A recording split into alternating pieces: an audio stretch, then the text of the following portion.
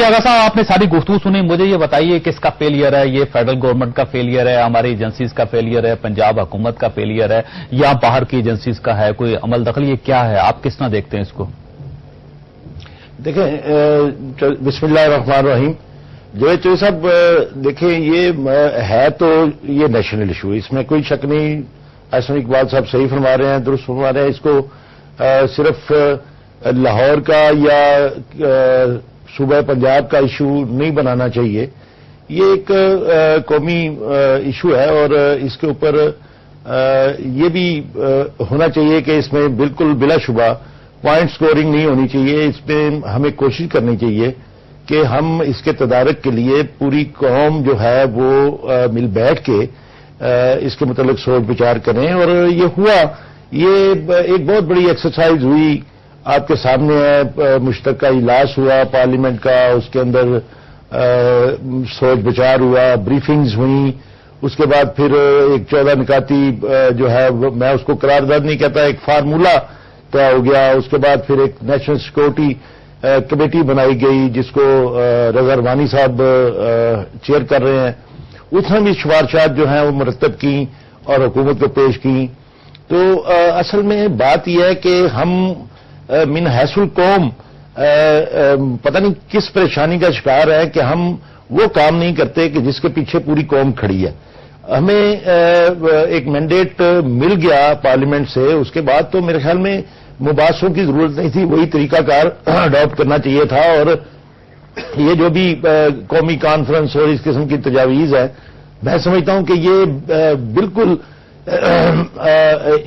ایک وقت ضائع کرنے والی ایکسرسائز ہوگی, جبکہ ایک بہت بڑی ایکسرسائز کے نتیجے میں جو سفارشات مرتب ہوئیں اس کے اوپر ہی آج تک عمل نہیں ہوا. اگر آپ یہ چاہ رہے ہیں کہ ڈائلاگ نہیں ہونا چاہیے دہشت گردوں سے, یا وہ جو طبقے پاکستان میں پرابلم پیدا کر رہے ہیں ان کے ساتھ ڈائلاگ نہیں ہونا چاہیے؟ نہیں چوہدری صاحب یہ نہیں ہے. دیکھیں اس میں ڈائلاگ بھی شامل تھے. اس میں جیسے نجم الدین صاحب نے کہا کہ 3 Ds انہوں نے پروگرام دیا تھا جس میں ڈیولپمنٹ تھی, جس میں ڈائلاگ تھے, ڈیٹرنس تھا. وہ ایک طریقہ کار تھا کہ جو رٹ نہیں مانے گا گورنمنٹ کی اس کے اوپر آپریشن بھی کیا جا سکتا ہے, اس کے اوپر سختی بھی کی جا سکتی ہے. وہ ساری چیزیں اس کے اندر فارمولہ موجود تھا, لیکن اس حکومت نے اس کے اوپر توجہ نہیں دی. میں سمجھتا ہوں کہ اگر سنجیدگی کے ساتھ یہ 2 سال حکومت کی بات کر رہے ہیں آپ, پنجاب حکومت کی بات کر رہے ہیں یا فیڈرل گورنمنٹ کی بات کر رہے ہیں؟ یہ دونوں ایک ہیں بھائی چوہدری صاحب, یہ تو آپ بالکل نہ کہیں نا. یہ پاور شیئرنگ تو کر رہے ہیں. یہ وہ صوبہ ایک بڑا صوبہ ہے پنجاب, اس کے اندر یہ حکمران ہے اور ادھر وہ وفاق کے اندر حکمران ہے. یہاں پہ یہ پارٹنر ہیں صوبے کے اندر, اور میں سمجھتا ہوں کہ ان کی پالیسیز جو ہیں وہ تو ایک ہی ہیں. یہ اب کوئی کسی ہفتے یہ ایک دوسرے کی مخالفت کرتے ہیں, اس کے بعد پھر صلح کر لیتے ہیں. وہ اگلا ہفتہ مفاہمت کا ہفتہ شروع ہوتا ہے, ایک ہفتہ جو ہے مخالفت کا ہوتا ہے. اگر یہ کرنا چاہتے ہیں ہم ایشو پہ آتے ہیں نا, آغا صاحب مجھے بتائیے کہ حکومت کو کیا کرنا چاہیے؟ میں سمجھتا ہوں سیدھی بات ہے چوہدری صاحب, یہ پوری قوم نے بیٹھ کے سوچ بچار کر کے ایک فارمولہ دے دیا ہوا ہے ان کو, اس کے اوپر عمل کرنا چاہیے. اب دیکھیں نا, یہ اب احسن اقبال صاحب فرما رہے ہیں کہ پوائنٹ سکورنگ نہیں کرنی چاہیے, لیکن اس کے ساتھ ساتھ یہ پوائنٹ سکورنگ کر رہے ہیں. جب یہ کہتے ہیں کہ جی پنجاب کے اندر کیا ہوا, تو پنجاب کے اندر تو سیدھی سی بات ہے کنفیوژن موجود ہے. پنجاب حکومت کی پالیسی کلیئر نہیں ہے. جب وفاق ان کو یہ کہتا ہے کہ پنجاب کے اندر ایسا ایلیمنٹ موجود ہے, تو یہ یقین کریں ان کی انفارمیشن پہ, جو انفارمیشن شیئرنگ ہو رہی ہے اس کے مطابق ان کو چلنا چاہیے, سارٹ آؤٹ کرنا چاہیے کیا چیزیں ہیں. اب اگر ان سے پوچھیں کہ کیا ہے تو یہ اتنا بڑا ڈھیر لگا دیتے ہیں آگے کہ یہ بھی ہے, یہ بھی ہے, یہ بھی ہے, یہ بھی ہے. پوری دنیا ہے کہ کیا پھر تو معاملہ ختم تو نہیں کیا کرنا چاہیے ہمیں. میں تو کہتا ہوں کہ سنسیئرلی خدا کے لیے, میں چوہدری صاحب یہ کہتا ہوں خدا کے لیے اس کے اوپر سنسیئرلی سوچ بچار کرنی چاہیے, اور وہ فارمولہ سب سے پہلے اڈاپٹ کرنا چاہیے. اگر یہ کانفرنس سوچ بچار کے لیے نا, ایک طرف یہ کہتے ہیں کہ سوچ بچار ہونی چاہیے, ایک طرف یہ کہتے ہیں کہ کانفرنس نہیں ہونی چاہیے. دیکھیں میں کلیئر نہیں ہے, میں سوچ بچار قومی کانفرنس کی ضرورت کیوں ہے مجھے بتائیں نا. قومی سوچ بچار ہونی چاہیے کر سکتے ہیں. اب وہ سوچ بچار پارلیمنٹ سے بڑی قومی آپ نے ابھی کہا کہ سوچ بچار ہونی چاہیے, تو وہ سوچ بچار کا طریقہ نا بھائی جان میں وہی کہہ رہا ہوں، وہ جو بیٹھے ہوئے ہیں جو نیشنل سیکورٹی کمیٹی جو پارلیمانی بنائی ہوئی ہے، جس کو چیئر کر رہے ہیں رضا ربانی، اس کی سفارشات ہیں، وہ روز بیٹھ رہے ہیں. انہوں نے پرسوں پھر کہا 4 دن پہلے وہ تو پرانے اب کیا کریں؟ انہوں نے کہا کہ سوچ بچار کر، انہوں نے کہا کہ اسی پہ عمل کریں. 2 سال 6 ماہ کے بعد انہوں نے پھر سوچ بچار کر کے یہ کہہ دیا کہ اسی پہ عمل کریں. نہیں، لیکن آپ نے پارلیمنٹ سے بڑی نہیں بن سکتی. سوچ بچار کر وہاں پہ بیٹھے، اس کمیٹی کے اندر بیٹھے، نمائندگی موجود ہے سب کی، اس کمیٹی کے اندر بیٹھ جائیں. اچھا آغا صاحب مجھے سمپل یہ بتائیے اس مسئلے کا حل کیا ہے آپ کے ذہن میں؟ پاکستان مسلم لیگ کاف کے ذہن میں کیا آتا ہے کہ کیسے یہ مسئلہ حل ہو سکتا ہے؟ سارے پنجاب بھی اب وہ اس کا